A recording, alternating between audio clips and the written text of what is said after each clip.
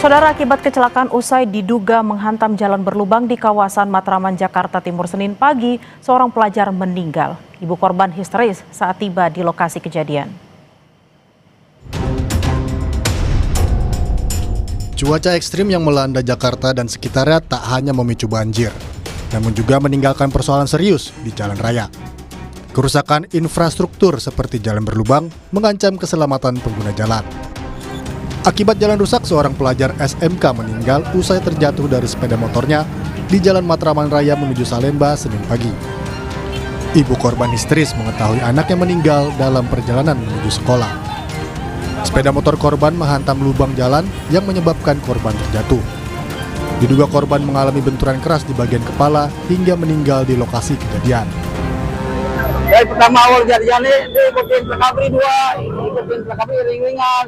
Mungkin di situ deh kencang, ingin dari lubang tuh, kena lubang, hilang keseimbangan, jatuh langsung, nusuk gini palanya. Berapa orang makan? Berapa orang? Iya dong, sendiri. Yang putih ini hujan? Hujan. Dia kencang bawahnya, minta ke pelamar sekolah. Iya lubang, dari lubang sini-sini. Usai disemayamkan di rumah duka, jenazah Aldi Surya Putra dimakamkan di Taman Pemakaman Umum Menteng Pulo Tebet, Jakarta Selatan. Soal jalan berlubang yang membahayakan pengguna jalan, Gubernur DKI Jakarta Pramono Anung menginstruksikan penanganan cepat dan meminta jalan berlubang di Jakarta segera diperbaiki. Saya sudah memerintahkan kepada Dinas Perhubungan karena sudah tidak bisa lagi menunggu sampai dengan kemudian hujan berhenti. Sehingga kalau dilihat di lapangan sekarang sudah ditangani, lubang-lubang yang ada hampir sebagian besar ditutup, walaupun kemudian ketika hujan akan, mohon maaf, pasti sebagian ada yang terbongkar kembali. Jalan rusak di kawasan Matraman, Jakarta Timur yang menjadi penyebab pelajar meninggal kini telah diperbaiki. Perbaikan jalan mendesak meski cuaca jadi tantangan. Keselamatan pengguna jalan harus jadi prioritas. Tim Liputan, Kompas TV.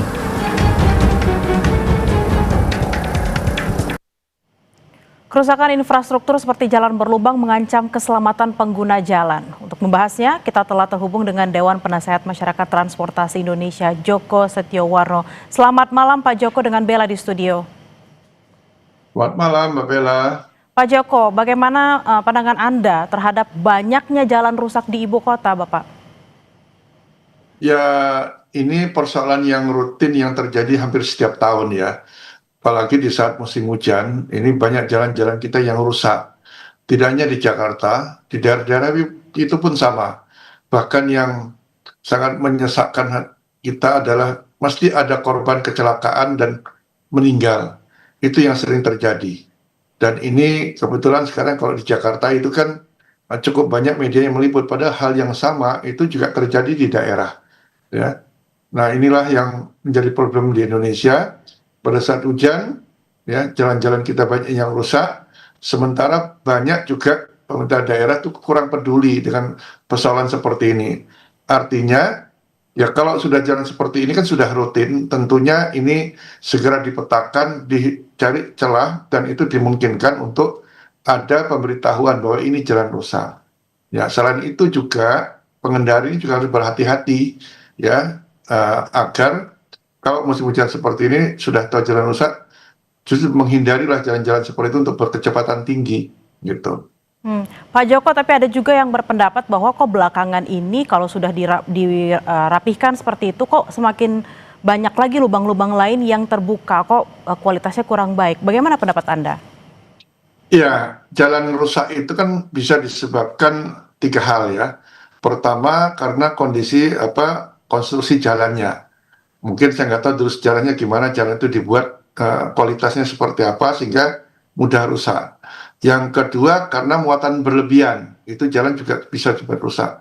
Yang ketiga karena tidak ada drainase, dan sehingga kalau jalan yang permukaannya lentur, fleksibel pavement, itu lebih mudah ketimbang permukaan jalan yang sifatnya rigid atau beton lah. Ya, makanya kalau kita lihat di jalan-jalan itu yang ini mestinya permukaan yang fleksibel pavement, permukaan konstruksinya lentur.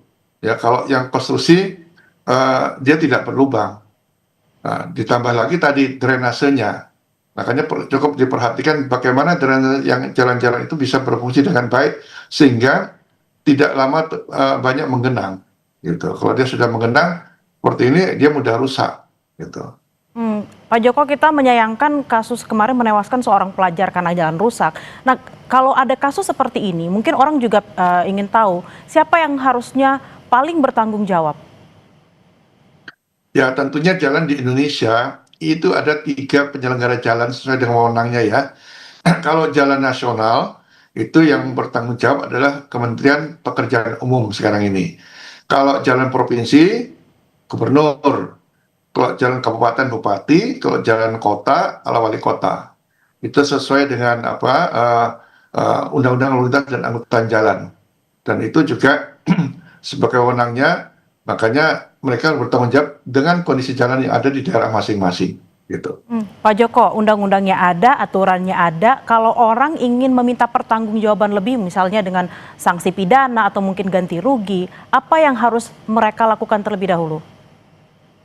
Nah, ini mungkin lebih bicara hukum, tapi kami pernah sebagai saksi pada saat itu ya, pernah, itu kejadiannya sebelum pandemi, di satu daerah, saya nggak sebut namanya, itu jalan itu tidak sering mengakibatkan rusak, bahkan kematian juga.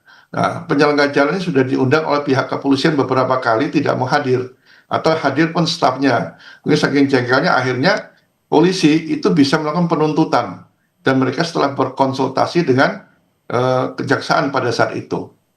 Saya nggak tahu prosesnya, tapi itu bisa. Tapi di sisi lain memang katanya infonya harus ada pelaporan. Jadi masyarakat ya ini berhak loh melaporkan kalau ada kejadian-kejadian menyebabkan korban untuk menuntut pada penyelenggara jalan. Lalu sebagai warga yang bisa dilakukan ketika ada banyak jalan rusak apa Bapak? Karena kita nggak mau lagi nih kejadian lagi nih ada korban jiwa gitu. Ya tentunya ini kan sebagai penyelenggara jalan menyisir kondisi-kondisi jalan mana saja yang rusak. Ya tentunya kalau musim hujan seperti ini memang ini tidak harus segera diperbaiki lah, ya kondisinya harus kering gitu ya. Tetapi kalau di Jakarta ini kan ya susah kalau menunggu kering kan, ya benar Pak Gubernur. Jadi apapun ditutup nanti kalau diulangi lagi. Kalau tidak ya memang dimungkinkan itu diberikan rambu atau kaitannya sama informasi lah ya bahwa ini jalan rusak harus hati-hati. Nah, kalau di luar Jakarta biasanya tuh sering dikasih palang dan sebagainya untuk berhati-hati, atau cukup juga kalau menjalan satu ruasnya cukup banyak itu diberikan spanduk-spanduk agar berhati-hati. Kita berharap baik itu pemerintah pusat, pemerintah daerah juga mulai memetakan mana saja jalan-jalan yang harus diperbaiki segera karena kita tidak ingin lagi ada korban jiwa yang terjadi. Terima kasih atas perbincangannya malam hari ini Pak Joko Setiowarno, Penasehat Masyarakat Transportasi Indonesia dan juga pakar transportasi. Selamat beraktivitas kembali Bapak. Terima kasih, selamat malam.